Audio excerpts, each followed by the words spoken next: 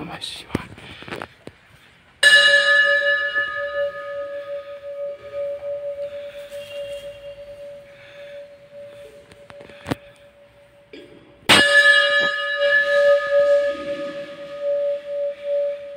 मित्रांनो, हे जे दूधसागरचं मंदिर आहे बघा, आपण जेव्हा इथे आल्यानंतर ज्याला आपण राखणदार म्हणतो बघा, आता मी बोलले तर माझ्या अंगावरती काटा आला.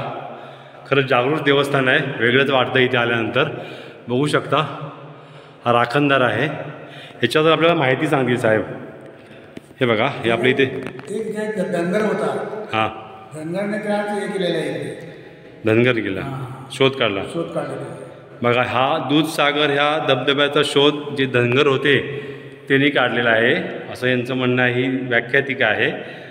तर रेलवे ट्रैक हाँ, जो भी ये रेलवे ट्रैक आप देख रहे हो ऊपर का, सभी जो उनको धनगर बोलते हैं मराठी लैंग्वेज में, उसको राखनदार भी बोलते हैं. उन्होंने पूरा इसका मतलब ढूंढ के निकाला था. तो इसके लिए ये बहुत जागरूक देवस्थान है.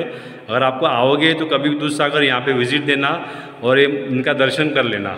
ये बहुत ही ज़बरदस्त देवस्थान है, आप देख सकते हो.